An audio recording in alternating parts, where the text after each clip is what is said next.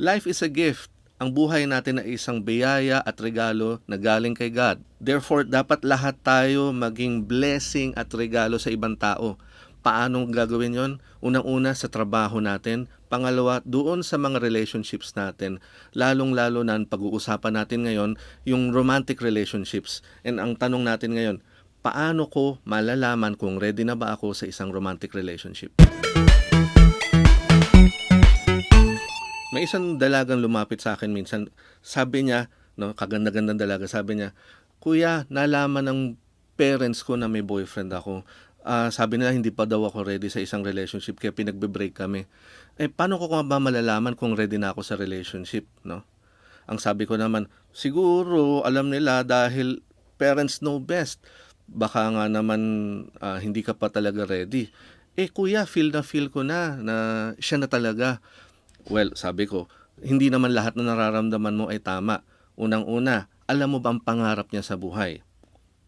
Kuya, magaling siya magdota. Ano pangarap mo sa buhay? Hindi ko pa alam eh. No, sige. Tapos ka na ba sa pag-aaral mo? Siya ba tapos na?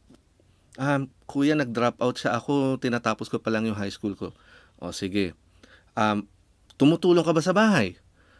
Kuya, kasi late na ako nagigising. Yung mga gawaing bahay, kina ate at kuya na lang. Okay, marunong ka ba magluto? Hindi po eh, no? Okay, hindi ka pa tapos sa pag-aaral, hindi ka tumutulong sa bahay, hindi mo alam ang pangarap mo sa buhay. Saan kayo kumukuha ng pera niyong pang-date? Medyo nangungupit lang po ako galing kay daddy doon sa wallet niya. Okay, so hindi mo alam ang pangarap mo sa buhay, hindi pa kayo tapos, hindi ka tumutulong sa bahay. Tapos tatanungin mo ko kung ready ka na sa isang relationship? No? Here's what I will try to tell you, my dear friends, my dear brothers and sisters. A relationship ay hindi tungkol sa inyo. The relationship is always about the other person. Hindi yan tungkol sa feelings mo, hindi yan tungkol sa gusto mo siyang mapasayo. But you want to be the best version of yourself.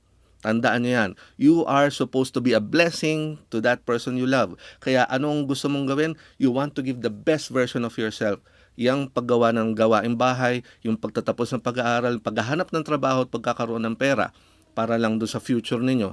Iyan ay mga maliliit na bagay na dapat yung gawin to become the best version of yourself para kapag binigay mo ang sarili mo sa kanya and vice versa, you can say that you are indeed ready for a romantic relationship.